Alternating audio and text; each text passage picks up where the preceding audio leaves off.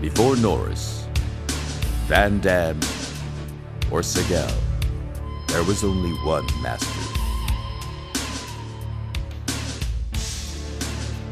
At only 5'7" and 140 pounds, he was a giant among men, a living legend, famous around the world as the greatest martial artist of the 20th century.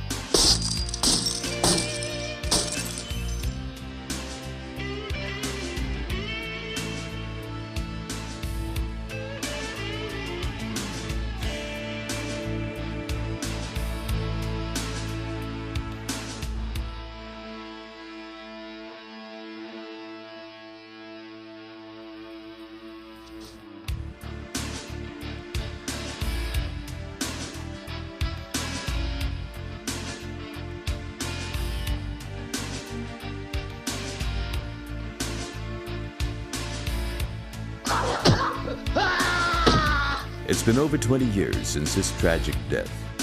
He left a legacy that changed the world of martial arts and action films forever. There was a service in Hong Kong last week. 12,000 mourners, many of them weeping teenagers, jammed police barricades.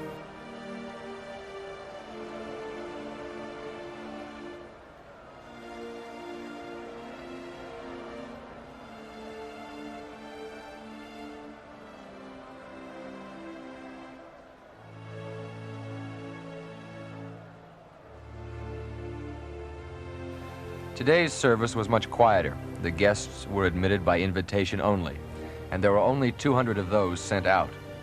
A few fans without invitations showed up at the door, but they were quietly turned away. They waited in small clusters down the block. The invited guests were a mixture of Seattle's Chinese community and Hollywood. Both worlds were familiar to Lee. The leaders of the Hollywood contingent were Steve McQueen and James Coburn. Lee taught both men his special version of the martial arts at his school in Los Angeles.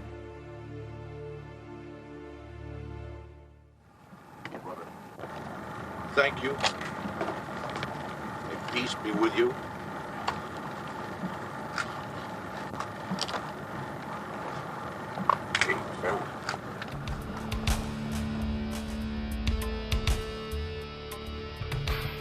But beyond the myths, the rumors, and the headlines, what is the real story of Bruce Lee?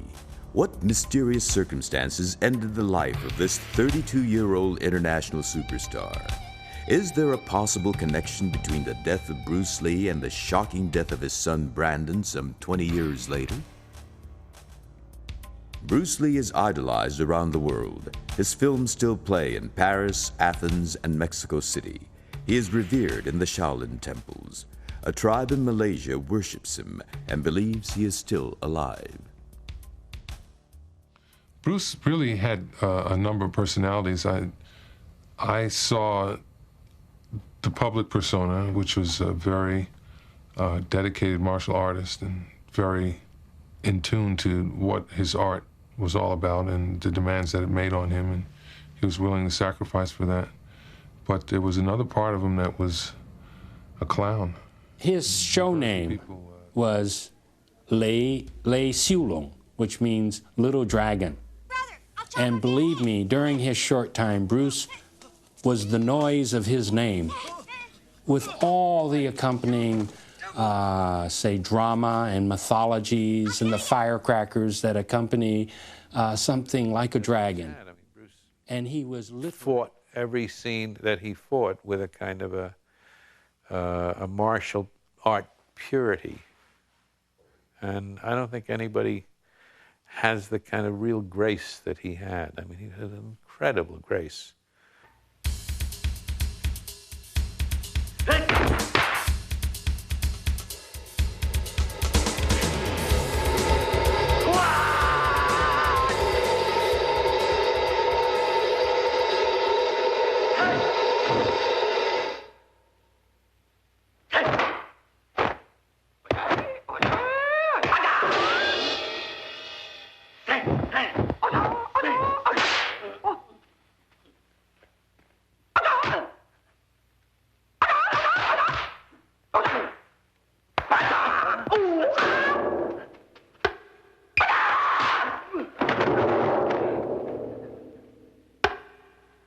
I've been a film critic on and off for 20 years or more. I've seen hundreds, thousands of movies.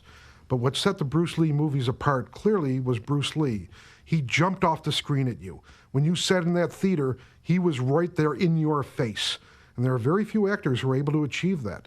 And there was a sincerity and an intensity that was so amazing that it was undeniable. And it made little kids jump on top of their seats and start screaming. It made women swoon. It made men excited that this was an action hero they could identify with. His body was like, I mean, you could press him. It was like hitting into a piece of mahogany. I mean, there was no give anywhere. He was steel. I mean, I kind of saw Bruce as a renegade Taoist priest.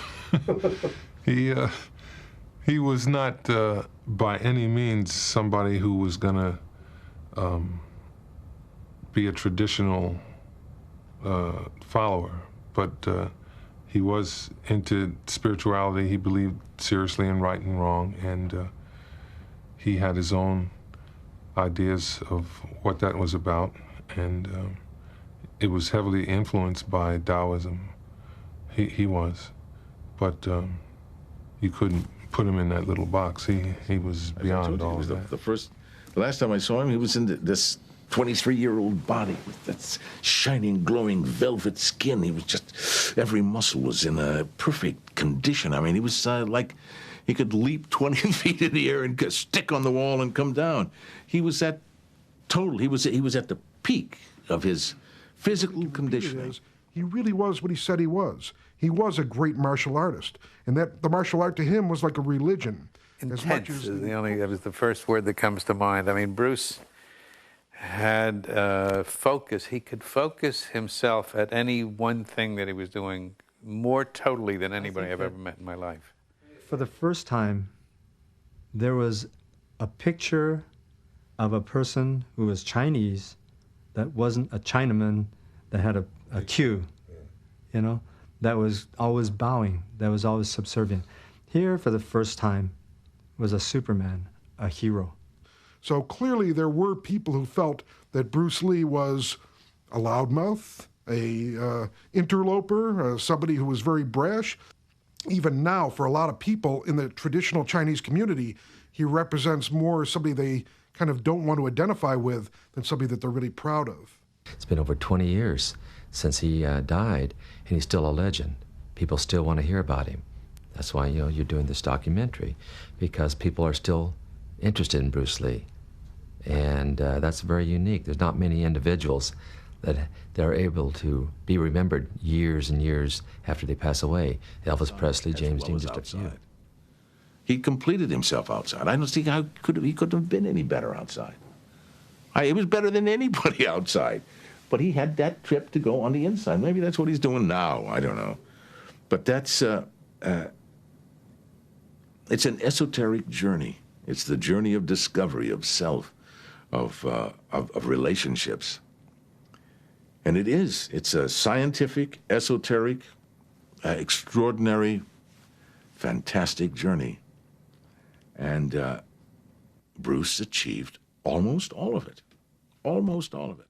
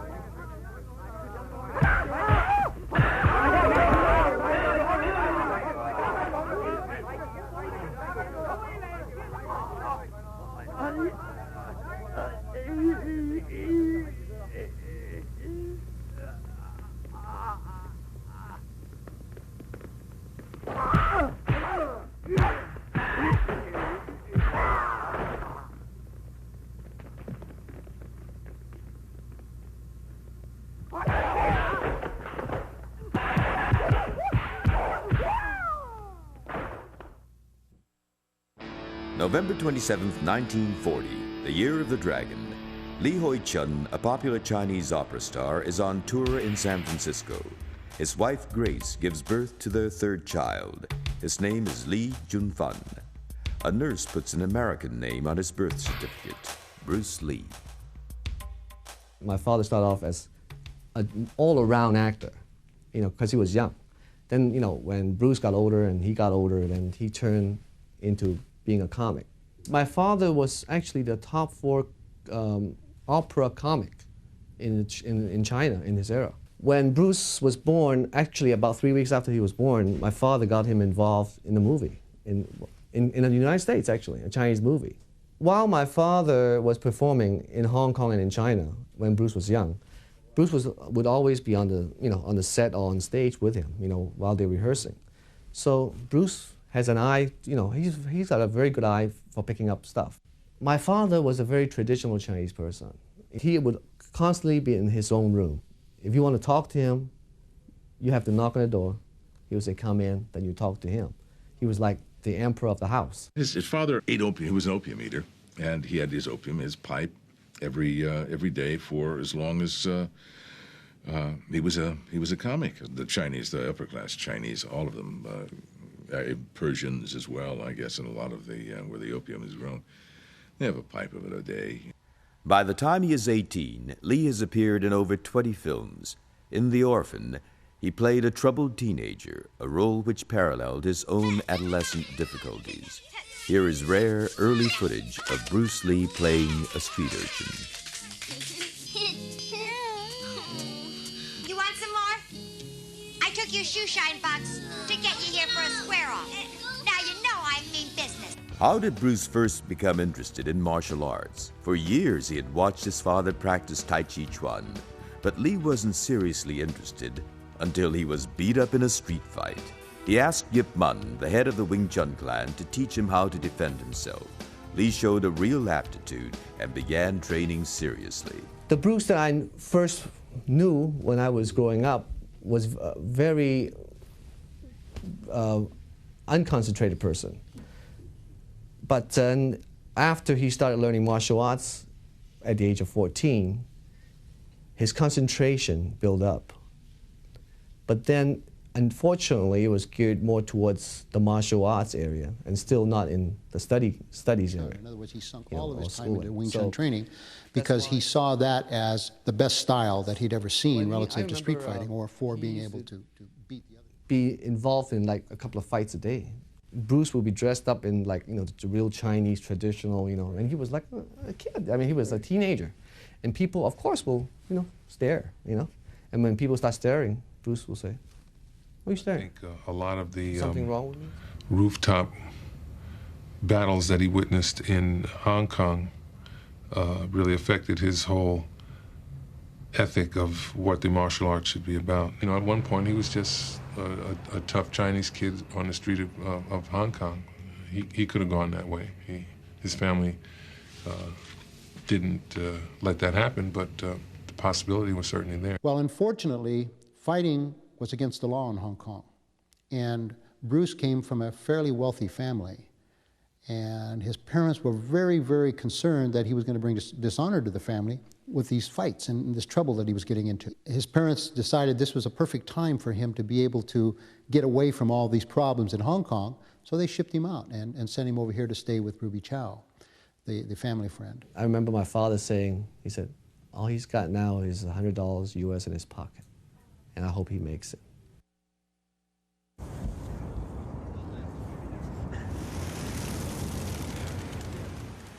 Bruce's mother and father made arrangements for Bruce to come to Seattle to live and go to school.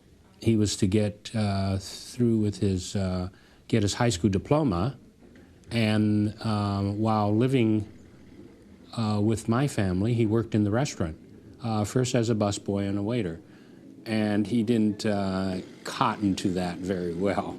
It wasn't, especially coming from his particular station in life where there were servants and maids. To get away from the restaurant business, Lee opens a kung fu school and charges for lessons, an unheard of practice among Asians. He gives his unique style his Chinese birth name, Jun-fan. The initial group were basically fighters. They were kind of, in a way, street punks. I boxed and wrestled and et cetera, and did a lot of fighting on the street. And I thought, oh boy, this is, you know, it was about as billed in the article that I'd read. He was trying to marry Kung Fu, his fighting ability, with some kind of philosophical direction. So he used to read a lot of books. He used to find out anything he could about the old styles. But after a while, he became disillusioned. He began to suspect that the answers were not in the old styles. Well, first group looked kind of like the United Nations. There were Japanese guys, Chinese guys, black guys, white guys, Hispanic guys. He didn't really care about that sort of stuff. In 1964, Lee marries one of his students, Linda Emery, and moves to Oakland, California. In Oakland, the Chinese martial arts community were upset with him. They used the excuse of, well, you're teaching the foreigners. It was very in-house. The Chinese only taught to Chinese, and it was very secretive the way they did things. It was very because Chinese at that time would not even teach another Oriental because they wanted the art strictly for Chinese.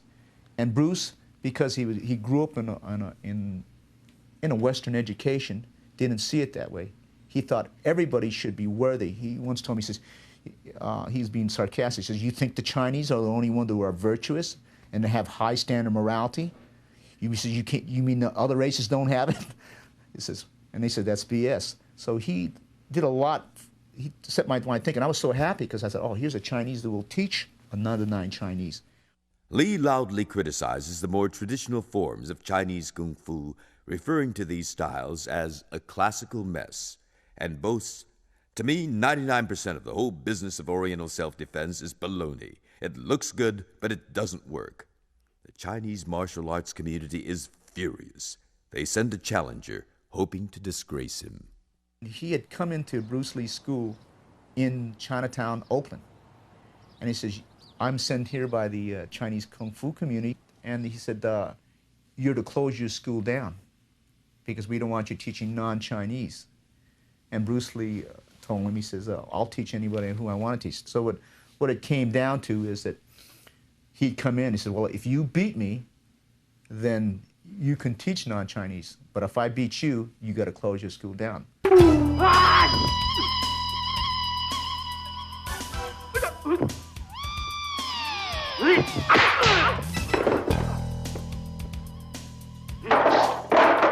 Lee chooses to fight in traditional Wing Chun fashion. He barely defeats his opponent.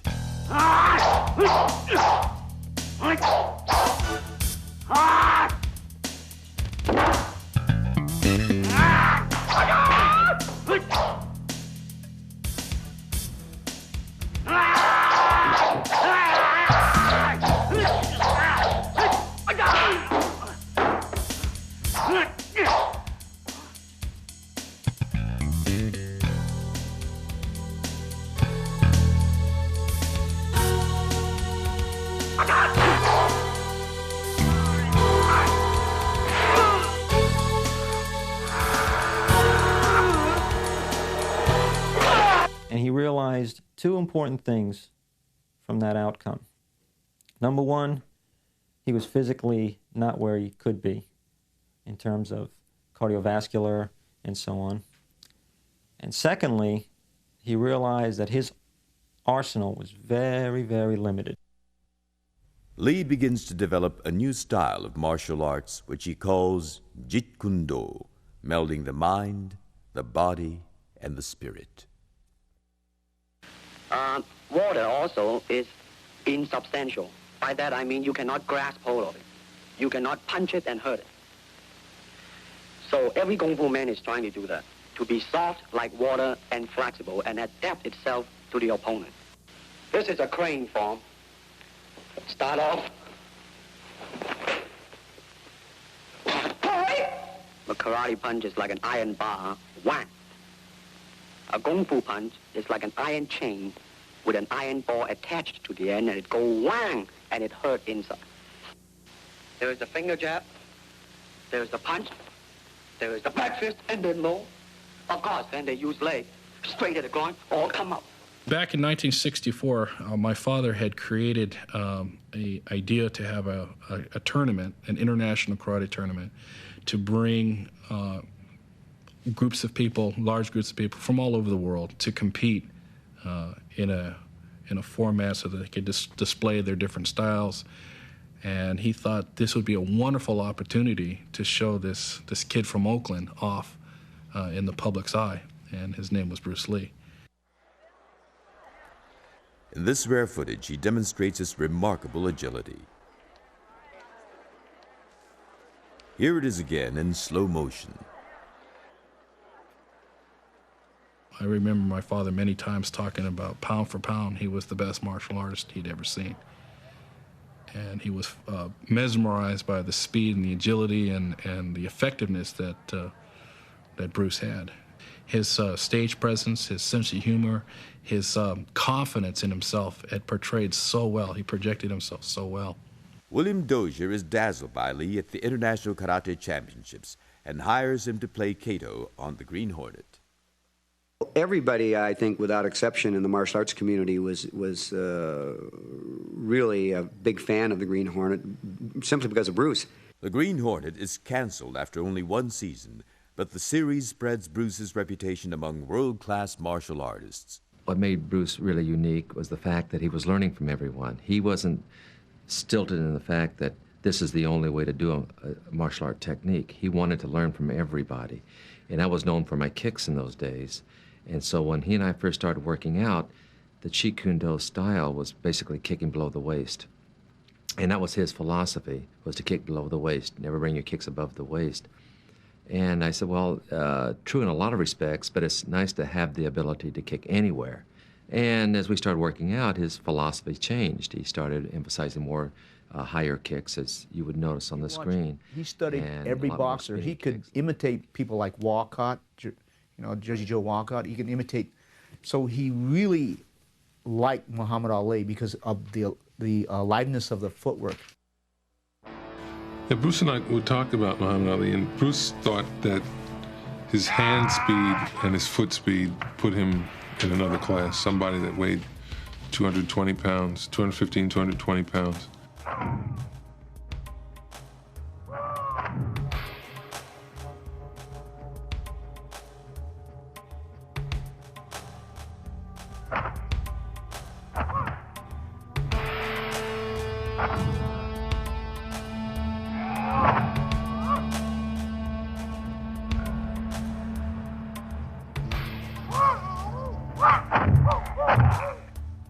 I think Bruce's racial makeup made him open up to more than one concept as far as how to live his life, and it crept into his art. Jeet Kune Do is eclectic, absolutely. Jeet Kune Do is American. It's not Asian. It's American. It's an eclectic compilation of a lot of different fighting styles, and I think in that it's uniquely American, although it borrows heavily from Asian fighting arts. Well, Jeet Kune Do is translated into the way of the intercepting fist. Okay, Jeet means the intercept or stop. Kune means the fist. Do means the way. Really, that's what he's trying to say. You have to really research your own experience. You have to really absorb what is useful for you and reject what is not useful for you. But don't reject it unless you research it. I was very fortunate in that I had no martial arts training before I met Bruce, just some boxing that my dad had taught me. So I didn't have a bias, and I was open to whatever as long as it worked. And everything that Bruce taught me worked. I've never seen any man really pound to pound anybody stronger than him. He does, push-up, 2-finger push-ups. I cannot do it 4, although I do 1,000 push-ups with this, but I cannot do it with my finger. He was, although about 5'8", his reach was that of a 6-footer. He had very long arms for a person 5'8". And then you can add to that incredible athletic skills, balance, hand speed, foot speed, great eye-hand coordination, great timing. All of that driven by a very intense will and instinct. he had the ability to say, well, I'm arrogant, but I'll show you why. There's a reason for it. And it was kind of a cockiness, the cockiness that I think all Americans kind of have inside of them, you know, to say, well, I can do it, I'm good. He's probably the most dynamic person I've ever met in my life. I mean, he could go from 0 to 140 miles an hour in no time at all. Pow! He'd be gone. He did the same thing to me that he did to James Coburn. What he did was he has this 1-inch punch. He straightens out his arm like this, places it against your chest, and then, by some strange action, he just kind of twitches, and you go flying back about 6 feet. I hit the wall and fell off of the wall, fell down, and I thought to myself, what in the hell happened to me? How in the hell did I go flying back 6 feet, hit the wall, fall off, and fall down on the ground? I'm the Pan American gold medalist for judo. How could this happen to me? We were working. I had this big bag hanging out in the patio of the place one day, and a football tackling bag, and it was there for me to practice my sidekick, running sidekicks, and whenever we worked out on this patio. And I was trying to make the thing swing back and forth one day, and Bruce says, no, like this. And he went, whah! And that running sidekick that hit me, that crossover, boom! And the bag had just disintegrated out in the whole backyard was filled with old rags or whatever it was stuffed with. You know, that was. I wouldn't go in the ring with him. I wouldn't. I mean, he is that fast and that effective. And especially his punching power. And I know anybody get hit with his punch, will be knocked out. In the 60s, after the Green Hornet, all of a sudden, everything just came to nothing, basically. And he was very disappointed. And he tried, and he knew he's got, the charisma and the moves, everything. I mean, he's got the talent to make it work. Following the cancellation of the Green Hornet, Lee's career in Hollywood stalls. He opens a Jeet Kune Do school in Los Angeles. His reputation brings in a flock of celebrity students, among them Kareem Abdul-Jabbar, James Coburn, James Garner, and Steve McQueen. He liked both Coburn and McQueen out of the movie people. I mean, that's not to say he didn't like Franciscus. No, I know. Right? But he liked McQueen because McQueen was physical. He motorcycles and he could drive cars. And he liked James Coburn because James, he said, was philosophical. And he understood. He says, now if you could put these two guys together, this is what he told me, he says, you would have a pretty good martial arts. Both of them big competitors. Steve was like the most competitive cat I've ever met in my life. Steve. And very egotistic. Wanted what Bruce had. Bruce wanted what Steve had. Steve was the #1 box office. He was the king in his time. And Bruce was this incredible martial artist. Steve wanted to do that. He wanted to be that. It drove him. Bruce wanted to be the #1 box office.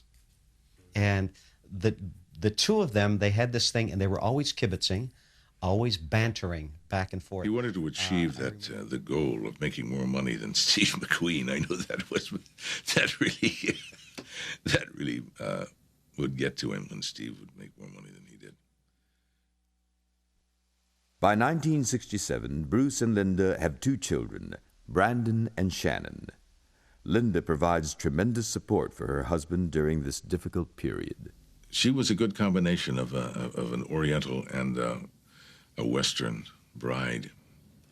She understood Bruce from a point of view that probably none of us ever did. I kind of saw Linda as his anchor. I mean, she was there. She really made home a sanctuary. And she was a calming influence, and she understood him. And so the combination of the two made it all. I also think Bruce had a problem trusting a lot of people, but one person he really trusted was Linda. And I think that was the real thing that held him tight.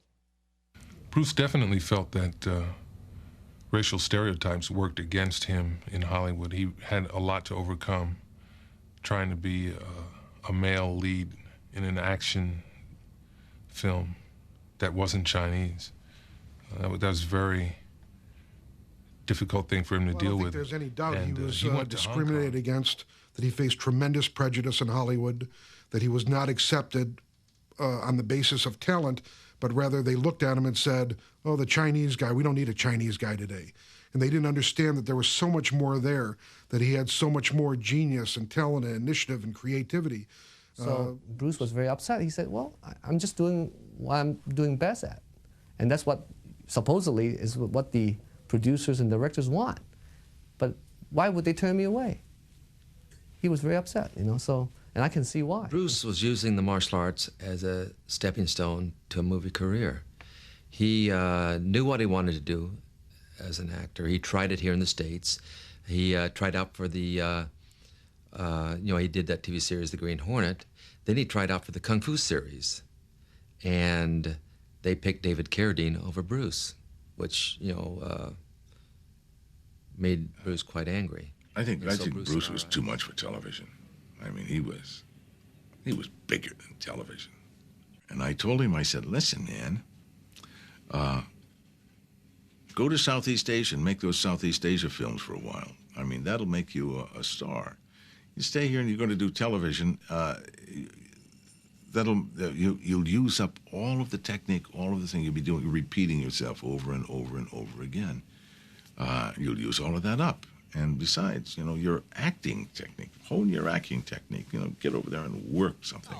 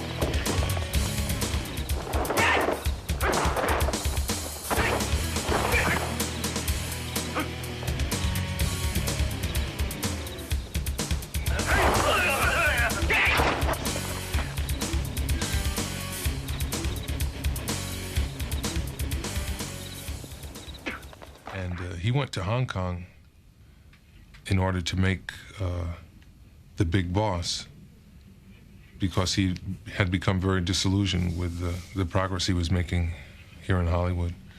And he saw it as a stacked deck.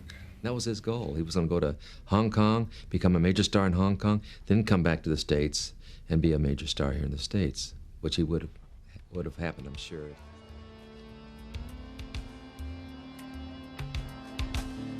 Golden Harvest signs him to 2 pictures in Hong Kong.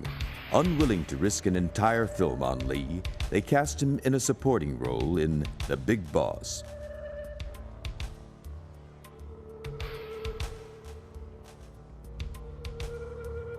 The first scene filmed is a climactic fight sequence in the ice factory. Lee's on-screen presence is electrifying. The producers expand his part and make him the star of the film. Bruce begins to implement his own ideas and gets involved with all aspects of filmmaking, including script changes and camera angles on the set of The Big Boss.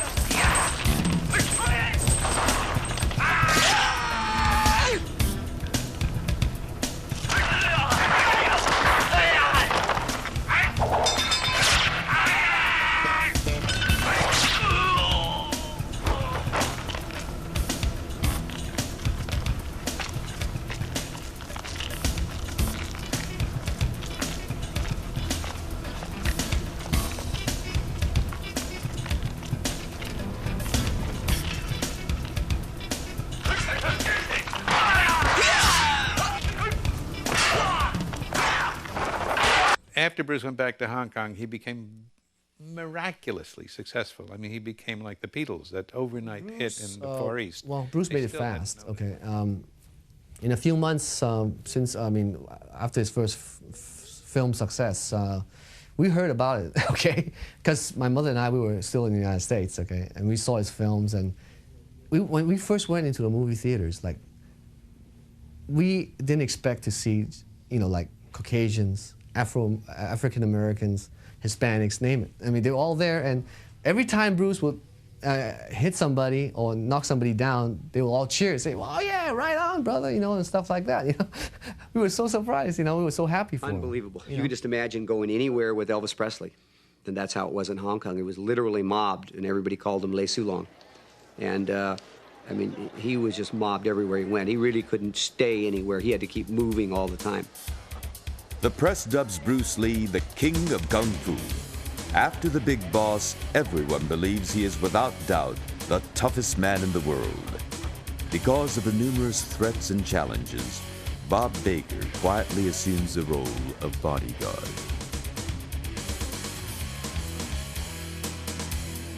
Fists of Fury, Lee's next film, smashes all box office records across Southeast Asia.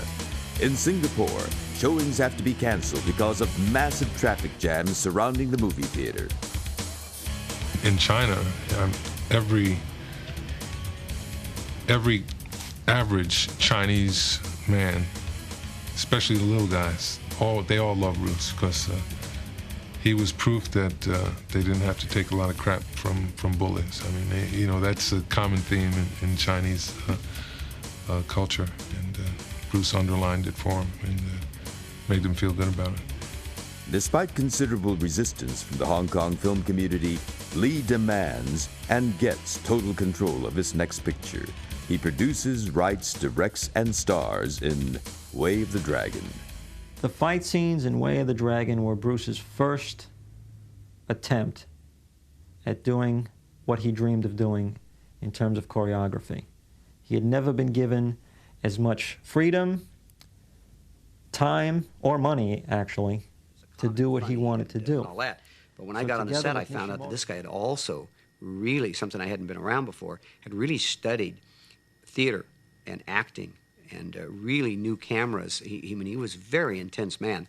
So all of that gelled into a fight scene that had a lot of emotional content. I mean, he knew how to get everything that he had or you had out on screen. He knew camera. We shot the fight scene, the fight Bruce and I did in Return of the Dragon. We shot in the Colosseum in Rome.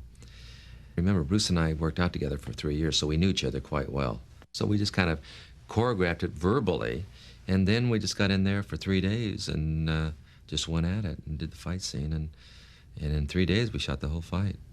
I was very glad that Bruce made it look like two gladiators pitting their skill against each other, just like they did in Rome hundreds of years ago. Bruce's unique blend of action and humor make Way of the Dragon his most successful film to date. He dazzles his fans with dynamic moves and introduces an obscure weapon, the deadly nunchucks.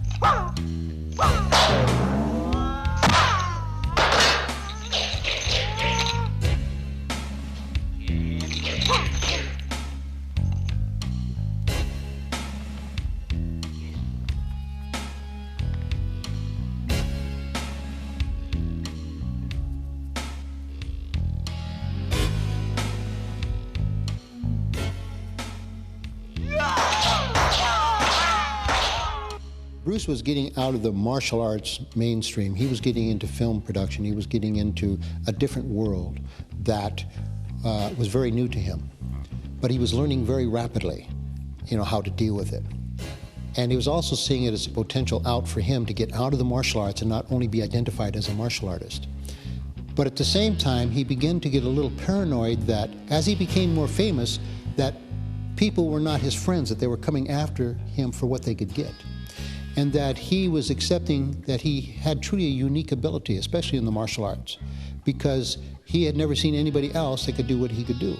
So he was perceiving himself as very possibly being able to revolutionize the film industry in Hong Kong. So he suddenly began to have a lot of enemies who suddenly saw him as a threat. No longer as just someone who they could pay $75 a week and get him in the movies, or $1,000, it didn't matter. Now here was a guy who was actually, in a way, a threat to their professional life, their business. Well, I don't know. Bruce Lee's personality when he was back on his own home turf and didn't have a lot of foreigners in America to deal with, particularly people who had power in Hollywood and so forth, his personality was that of a bully. He barked at people and pushed them around and threatened their lives, and he was an overbearing bully. So I think he was always playing the strong man to impress people, and I don't think you'd get the impression he was any pushover or he was slight or vulnerable. Or I think that wouldn't be the case. But the fact is, I don't care how strong you are, you're just one man. And if you don't have a whole gang around you like Elvis developed, carrying pistols in their armpits and quick release holsters and stuff like that, you are vulnerable. My own conjecture. I think he was lonely for America. This is my own thing, because he said I think he enjoyed his stay here in America. As in Hong Kong, he wasn't quite sure who was his real friend. So I think he missed he would usually come on a Sunday down to the place where I taught in Chinatown, and he would teach, and I think he missed that. I said, well, have you been teaching anybody in Hong Kong? He said, I don't have time for that.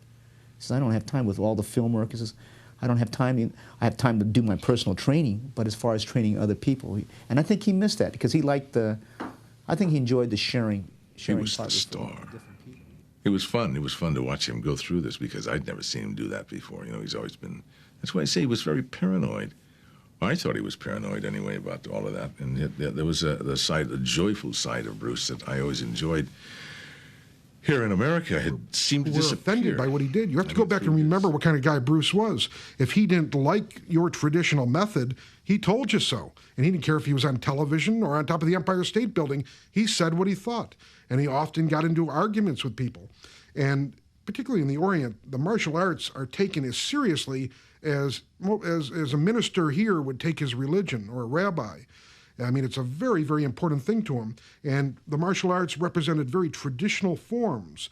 And those traditional forms had been done over hundreds and thousands of years. Now along comes Bruce Lee and says, I'm going to take a little bit of this form and a little bit of that form and mix it with some kickboxing from Thailand and with some American boxing, and I'm going to use this and that, and I'm going to shorten my strokes, and I'm going to do this and that, and I'll call it Jeet Kune Do. And I know better than all of you who studied for thousands of years, and hundreds of millions of kids around the world are going to follow me. Now, you can imagine, that's like saying to the Catholic, I'm going to take a little Catholicism and a little Judaism and a little Buddhism and start my own religion. Doesn't go over real well with the establishment.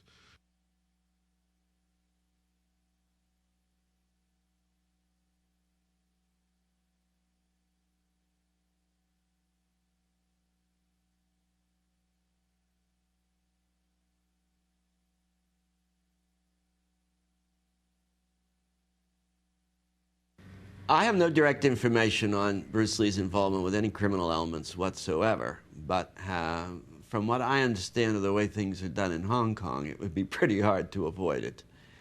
Even in American movie making, the mafia has put its stamp on the business many times, and it would be hard to believe over there that they wouldn't try and get a grip on a star of his caliber. There were, whether you call them triads or mobsters or organized crime, that they came to Bruce in a number of different ways and essentially said, you play ball with us, occasionally we'll want you to do something, we want to skim a little money off certain projects you're involved with, and Bruce refused to play ball with them. Oh, he'd gotten very cocky. He was strutting, I think is the best word for it. He's still nice enough. He was still, but he had gotten a sense of himself, and he had, I guess it wasn't as totally gracious as one would have wife, beautiful hoped. Children. He just had it all, and some people resent that. Bruce was not bashful. He was quick to tell anybody what he thought. So he offended a few people, and I think particularly he offended some people in the media. As time went on, he had fewer and fewer friends and a whole lot more fans. And that kind of bewildered him. And because some of the people who had been friends had become real strange. His success made them change. He didn't change. And certain people he was really disappointed in. And people trying to use him, people trying to take advantage of the fact that they knew him. About it. Knowing Bruce like I knew him, I really feel like that he made some people angry at what he did when he went to Hong Kong, and he was quite successful. And of course, the thing about Bruce, when he went to Hong Kong, he didn't go in with humility. He went in with rough shoes. He was quite successful, and he didn't mind telling anybody about it that challenged him locally or on TV, or he had many, many conflicts with the powers that be over there. Knowing what I know, I lived in Japan for over a year and a half. I know a lot of the things about the Asian ways, and it's a very ancient race, and they have ways to inflict restitution that a lot of people don't understand. Chemicals, once Bruce made it, he really didn't have any more dragons to slay.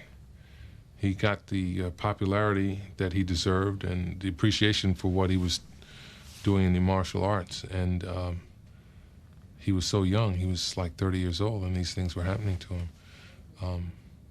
He really had a hard time figuring out what to do next. I remember once he speculated, I might have to retire because I can't keep hitting these home runs. Lee begins shooting fights for his fourth film. In Game of Death, Lee fakes his own death to save his girlfriend from gangsters. The concept that he drew, there was a pagoda, and there was 5 stories.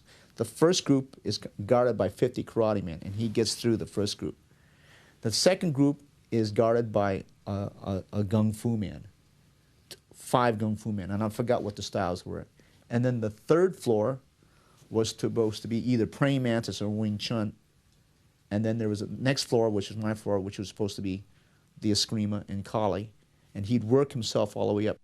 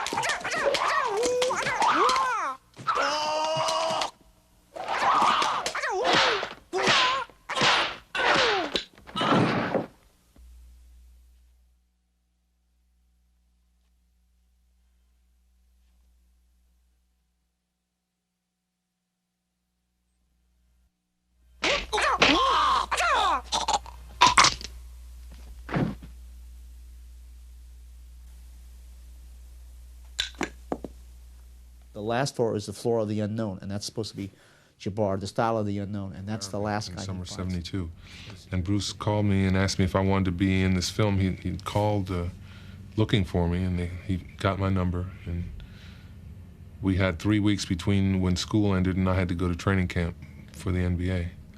So he said, "Come on over. We'll shoot. I have a scene. I have several scenes all mapped out, and the set has already been built. And we can knock this out in about 10 days." So that's all it took. I flew over there and we did it. We didn't even have any working agreement. We did the film, and he said we'd get the particulars worked out later.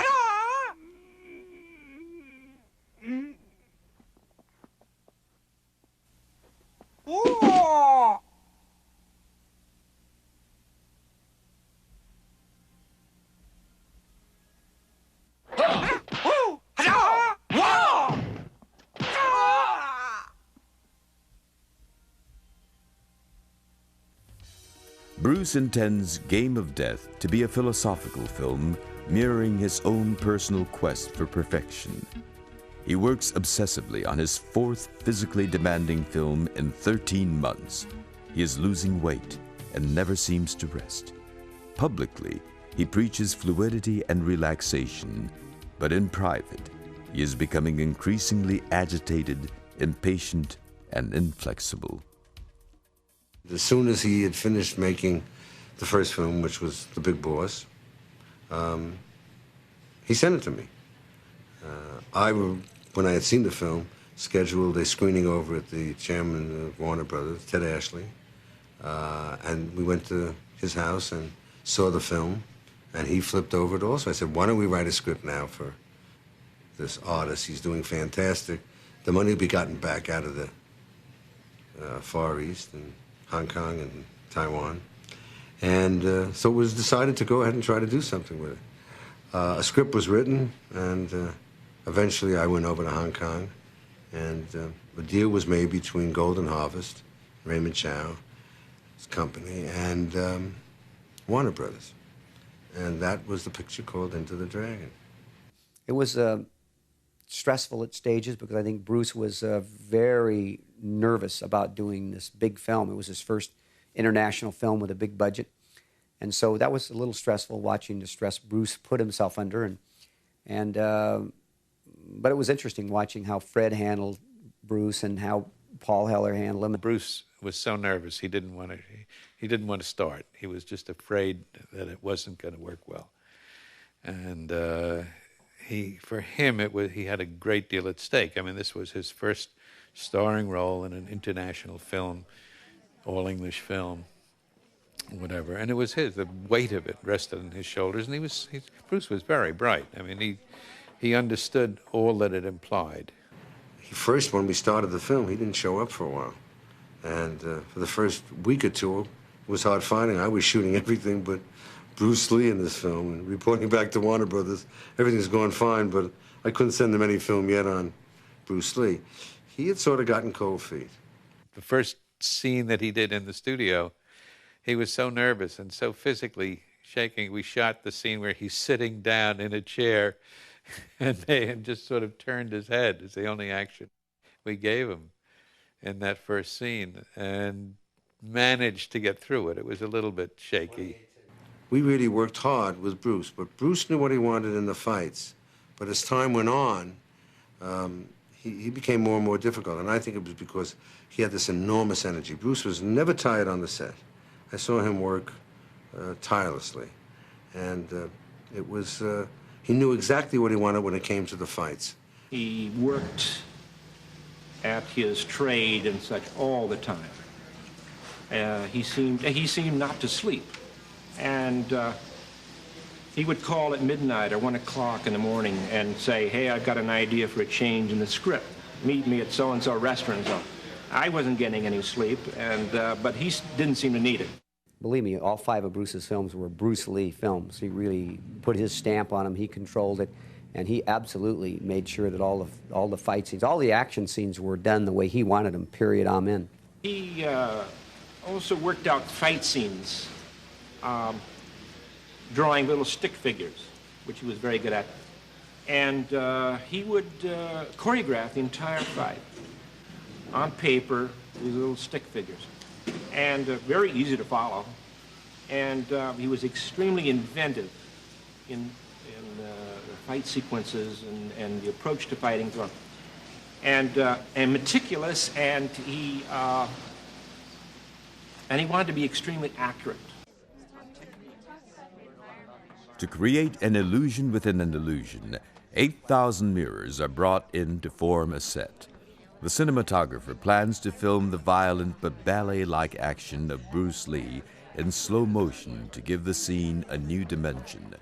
It is very difficult for the director to confine the movement between the actor and the mirrors to hide all possible reflections of camera and lights.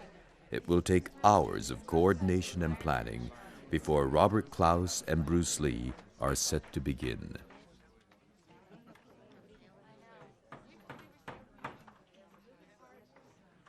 there were unbelievable differences between making a film in Hollywood and making a film in Hong Kong. I mean, they would rent the set, and every night they would send the set back. In other words, they rented a couch, and then the next day they would come back and they would have a different couch, a different color.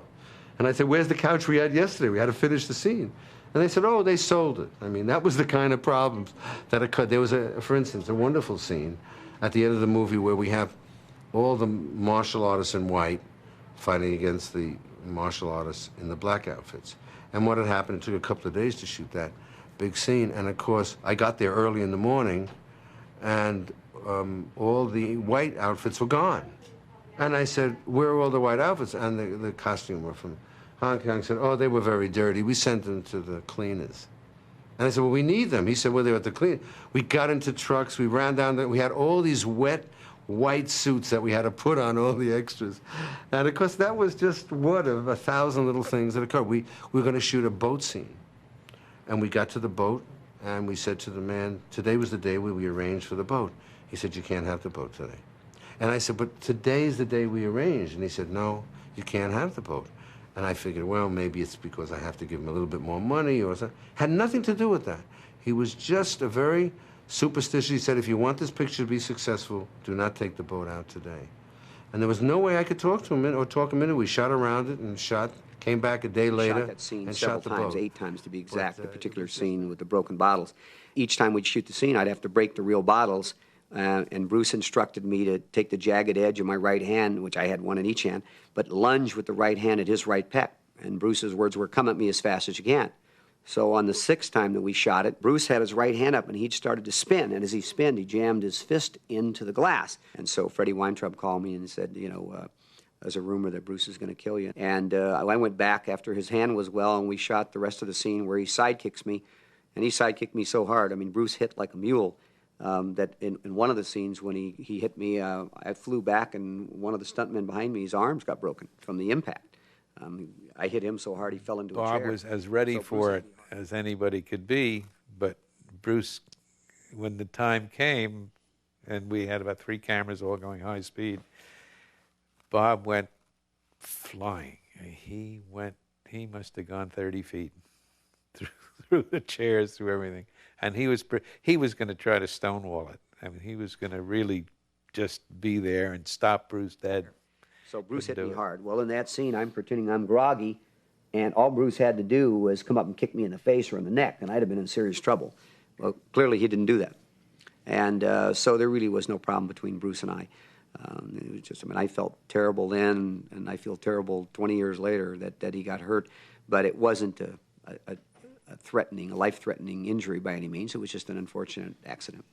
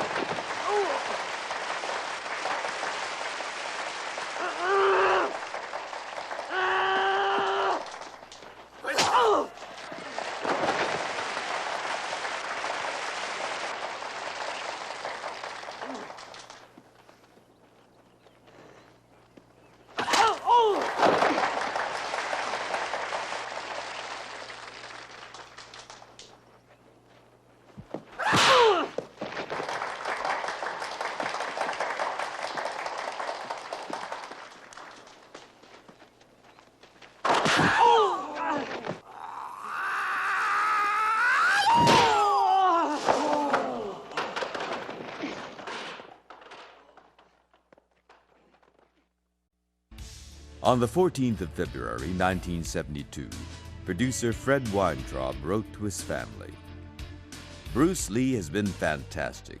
He is the hardest worker, always on time, no problems, a real Dr. Jekyll and Mr. Hyde. I've become a mean son of a bitch. At first I leaned over backwards to get things done the Chinese way. Now I find by yelling and screaming it works a little better. That bullshit about the Chinese way has seen its last day. Part of my enthusiasm is coming from the great competition among the martial artists, everyone trying to outdo the other. I must admit Bruce is far superior to any of them. Today an extra challenged him just like the Old West. and he literally wiped the floor with him. He was being challenged all the time. And they would go ahead and the Chinese men would walk up to Bruce and they would tap 3 times with their foot and cross their arms. It was like a challenge. And Bruce would walk over, he's going to fight with them, right? I said, Bruce, we got to do the film. He said, wait, let me take care of it. He go, pop, pop, pop, pop, and he knocked the guy. I said, Bruce, now look, something's going to get hit. He said, no, don't worry, I'll take care of it. Sure enough, he knocked the guy right out. I used to watch him like a hawk because there were challenges all the time. Bob Wall also tells of a challenge he witnessed. The guy wound up jumping down, and he was bigger than Bruce, pretty fair-sized guy. And they started going at it, and it was soon evident that this guy was very good. He was fast, he was strong, but he was definitely trying to hurt Bruce. Bruce opened up on him. And I mean, he kicked the hell out of this guy. He beat him up real good. He ran him into the base of the wall that he jumped off of, and arm locked him and knee trapped him, and proceeded to bloody his face up, pretty thoroughly. He made sure that the guy understood who was boss. And when he let him go, the guy didn't want any more. And then Bruce just forgot about it. There was nothing, back up on the wall. So he didn't fire him. He wasn't vindictive, but he darn sure showed him who the boss was. So Bruce was. He was a very capable street fighter. But while these difficulties occurred on Enter the Dragon, and there were many, it was Linda who always came to me and said, he'll be there tomorrow. It was always Linda who came to me and said, he's just take it easy, he'll be here in a day. There was a time when I was almost going to leave Hong Kong, when the picture I thought was never going to go forward. And I was going to leave that night, and Linda called me and said, Fred, it'll be all right.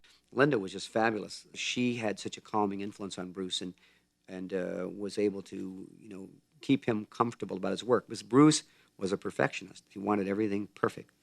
And so I would say that Bruce Freddie had a problem trusting a lot of people, but one person he really trusted was Linda. And I think that was the real thing that held him tight, was Linda. Production ends on Enter the Dragon in late March 1973. He knew by that time that the film was going to be good, and he knew that he was destined for stardom. I mean, he'd ordered his Rolls-Royce Corniche because he knew it was going to come. And I was excited. I knew it was going to be a smash hit. It was just no question about it. In fact, my comment to Bruce was, you got magic in a bottle.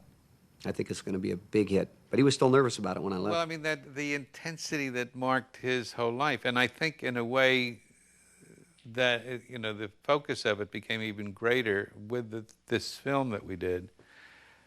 And I think it was very hard for him to let down. I mean, he was on a high. He was on an incredible... Bruce anxiously awaits the release of Enter the Dragon, certain it will make him an international superstar. He returns to work on Game of Death. The Hong Kong press fans the flames of stardom by portraying him as a mystically empowered fighter. Many would-be masters challenge Lee through the media and even on the street. The Hong Kong film industry offers movie contracts to anyone who can defeat Bruce Lee. On the street, it was like a shootout in the OK Corral. I mean, guys would come and they'd challenge him on the street. There was a thing where, they stand there and they tap their foot and he's got to take up the challenge. And Bruce would mostly, because he knew he was better than they were, would ignore it, walk away from it. Sometimes he couldn't, and these guys would get hurt. I mean, these were fierce encounters. And Bruce was, I think, the best of all of them. I mean, realistically, he was incredibly fast. He had, timing reflexes that I defy anybody to this day to match. But Bruce related to me how one time one fellow got over that wall, got into his yard and challenged him. He says, how good are you? And Bruce was popping mad, he said. And the idea of this guy would come and invade my home, my own private home, invade and challenge me. And he said he got so mad, and he gave that guy the hardest kick he ever gave anyone in his life. And he became like the old Western gunfighter who was the fastest draw alive, that everybody was now looking at him like, can I beat him? May 10, 1973, Lee collapses and is rushed to the hospital. Within hours, he makes an astonishing recovery. Lee had ingested hashish and is warned this could be a severe allergic reaction. The next time I saw him, he came back from Hong Kong after having that whatever it was. He had the doctors check him out when he passed out that first time for, that half hour or so that he was gone. He told me that, once he'd been in the men's room in a restaurant and suddenly passed out. And I guess it had happened one other time. I'm not quite sure. And he came to me and he asked my advice, did I know a doctor? And I brought him to my doctor, who is a very eminent cardiologist and internist. And after the examination, I mean, he didn't break any confidences other than to say that Bruce had the body of a teenager, that he was incredibly fit. I stayed with him for about a couple of weeks, and in fact, he stepped on a scale and he said, "Look at my weight," and he said, "I'm 126 pounds. And look at me, I'm nothing but muscle and bones, and I'm feel good and strong." He said, "Oh man, believe it or not," he said, "the doctor told me I got a body like an 18-year-old." And I said, "Well, he was thin, but he was still in good spirits." When I walked in, he was staying at the Beverly Hills Hotel, one of the bungalows, and when I walked in, he looked pale and gray and looked like he'd lost 20 pounds. He looked very light, and he was repeating himself. He told me on the phone a story, and then when I got there, he told me the same story, like he'd forgotten. He told me, and so I felt, when I first saw him, I said, "My God, Bruce, what's wrong with you?" And he said, July 19th, he called me to tell me my movie is all edited, ready to go. Then next day, 24 hours later, I heard in the radio that Bruce Lee was dead. So I called Linda immediately. Is it true? Linda said, "Yes, John, it is true that he's gone." Sterling called. Oh. And he said, "Bruce is dead." Hey, come on, man, what are you talking about? I just talked to him on the phone a couple of days ago. He said, he died this morning. It's in all the papers. On the that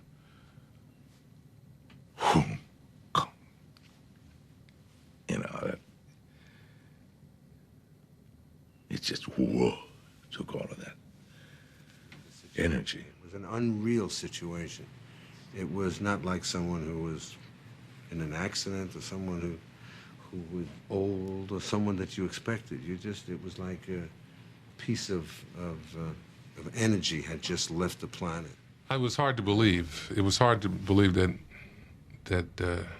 he had died. I thought it was some kind of strange publicity maneuver, that there was a mistake. It's really devastating, and especially when someone that you consider to be invincible dies. It makes you pause and think about a few things. On July 20th, 1973, Lee visits actress Betty Ting Pei. He complains of a headache and decides to nap. Betty gives him a single Equagesic pill. When she can't wake Bruce 2 hours later, Betty calls a doctor.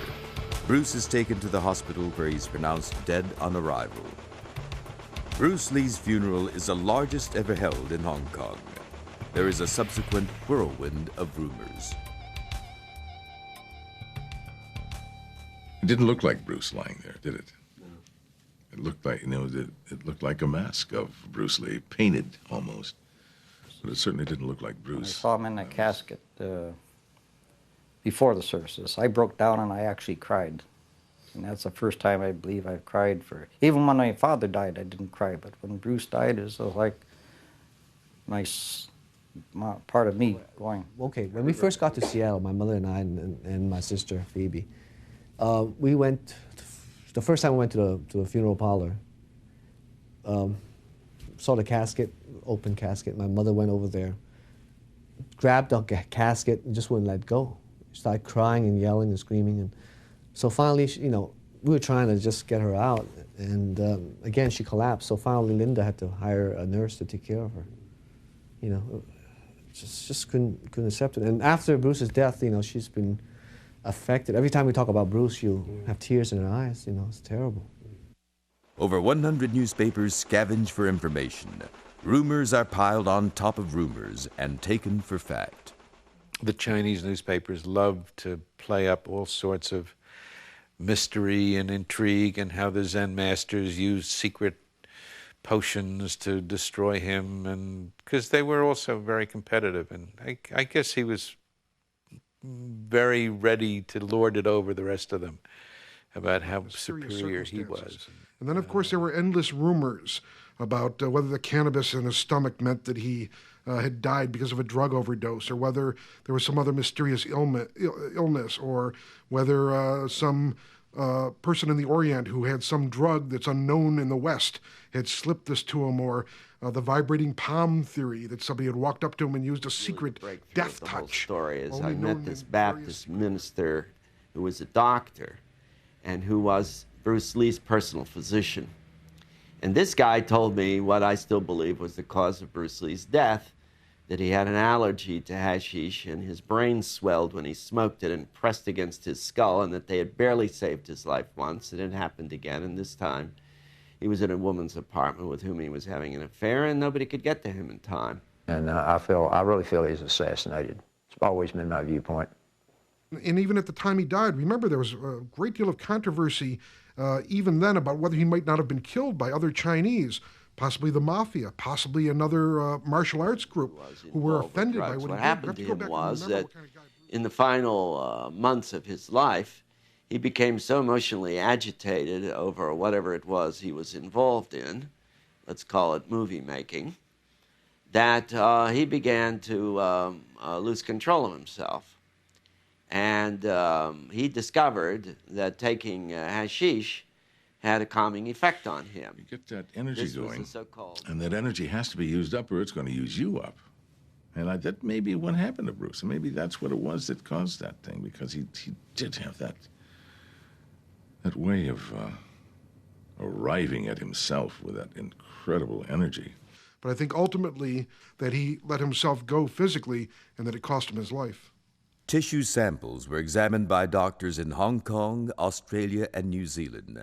Dr. Lysette in Hong Kong said there were no visible injuries to Bruce's skull.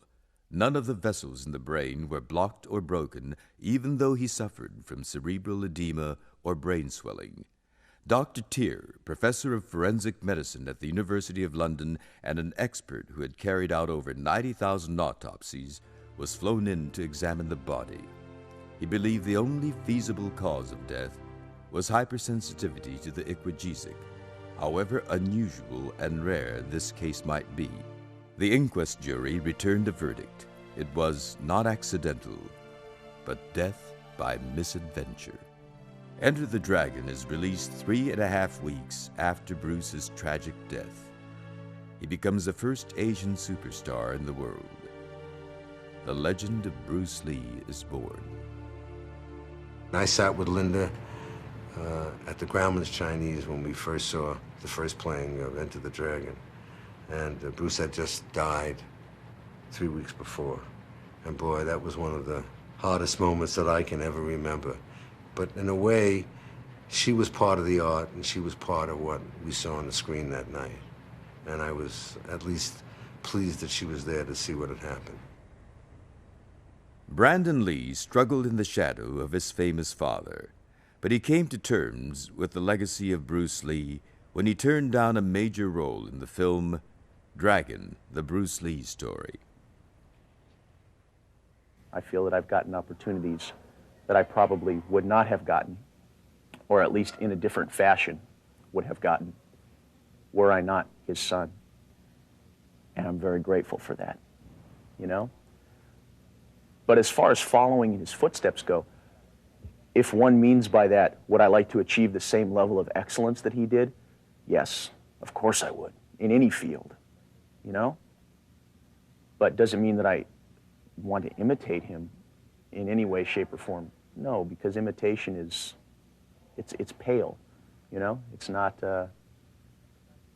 good. And besides which, we're just different people. I mean, we grew up under very different circumstances and in different countries, speaking different languages, you know? Reading different books, dating different women, and doing everything differently. So, that's how I feel about it.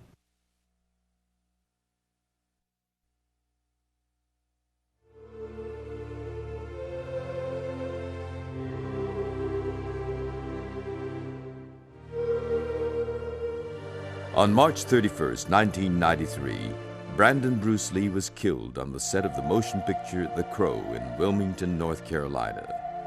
Brandon was accidentally shot when a bullet was fired from a .44 caliber handgun that was supposed to have contained blanks. Even in death, Brandon could not escape the shadow of his father. 4 weeks ago today, the spirit of the father that shone so brightly through the sun was tragically extinguished. I feel I represent Bruce here today, and if he were here today, he would want to say to the film community that this must never happen again.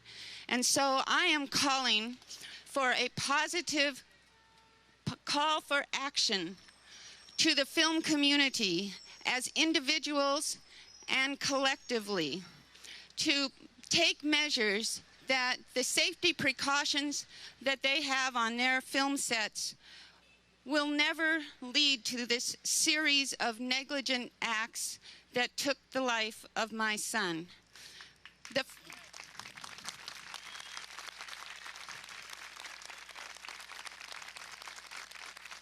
I say these things on the behalf of Brandon's father and myself, and on behalf of his sister Shannon and his fiancée Eliza, and all of the extended family and friends of Bruce and Brandon Lee.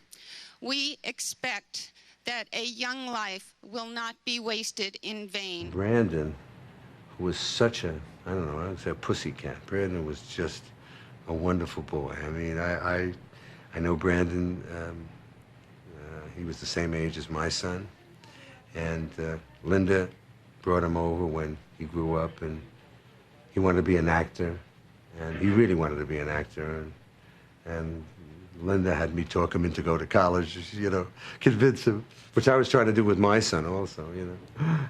And Brandon was just a gentleman.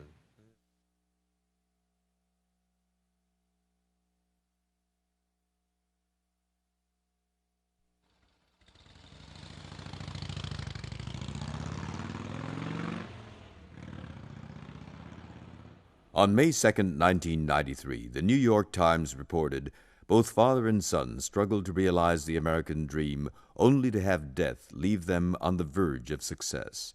Like James Dean and Marilyn Monroe, whose celebrity seduced the public and whose premature death came as a shock, Bruce and Brandon Lee's immortality seem assured.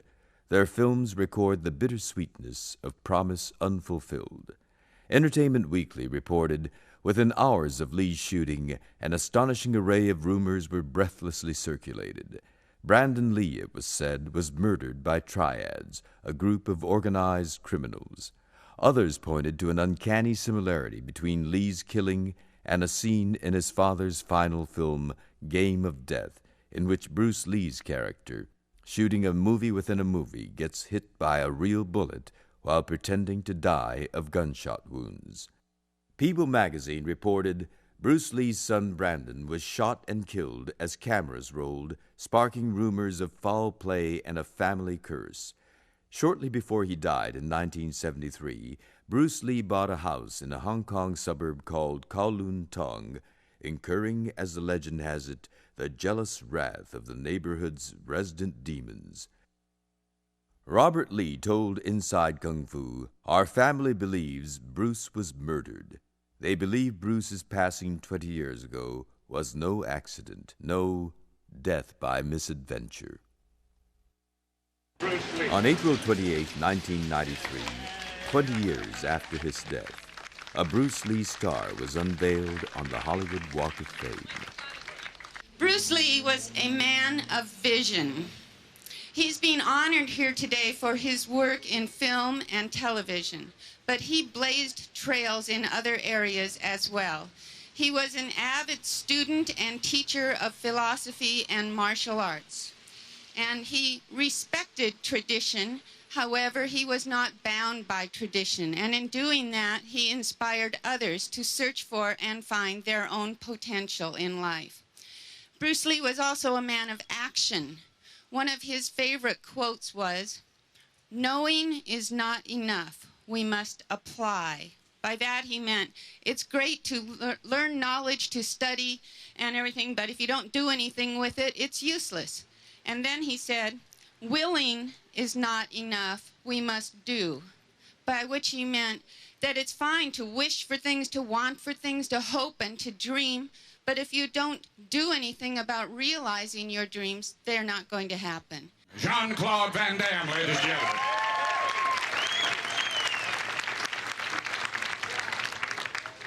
I just came here today to pay respect to a guy who loved life like crazy.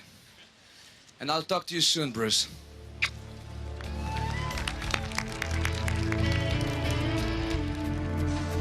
The tenets of Bruce's philosophy and art continue to flourish today, as evidenced by the re-release of his films to subsequent generations. Posters of Bruce hang in every martial arts school around the world. 20 years later, the legacy of Bruce Lee still lives. I think Bruce saw life as I do, not in years. You know, you could live to be 80 years old and never accomplish anything in your life. And what have you gained? Where in his short period of life of 32 years, he'd achieved a lot in his life. Lost, but a great human being was lost from this planet. That's the first thing in my mind. And how unfair it is to really take this man's life away. And so early, and he has so much to do for martial art and for humanity. I don't think there'll ever be another Bruce Lee. Certainly not in the pure tradition that he discovered and that he invented and that he performed so brilliantly. The character of Bruce Lee becomes, I mean, he grows enormously and begins to live outside of time, outside of space, outside of language. And it's because he's no longer here, all we hear is the plaintive call of his ghost to remember him. And we do, obediently. I've emulated him a lot in how I live my life, you know, and some of the things I try to teach my kids. I think having studied with Bruce Lee and John Wooden at the same time in my life puts me in a very unique category, and I appreciate what I learned from both of those wonderful men. I had been in the internment camps for about 5 or 6 years and came out, and I was just a derelict. I lost all my pride and self-respect, and when I met Bruce, he told me that I was just as good as anybody else, and not any better, but just as good. And of course, I didn't believe him at first, but by working out and getting the philosophy that he had to go along with the physical part of it, it kind of restored my whole faith in what I was here for. Bruce was the excitement that could happen to every person if they really dedicated themselves. I think when you look at that wonderful scene with him and Kareem, in which Kareem is so big and he looks up at him and you see that look on his face, I think that look on his face is what everybody thinks of about the possibility of achieving greatness. You know, that man will never grow old. He'll always be young.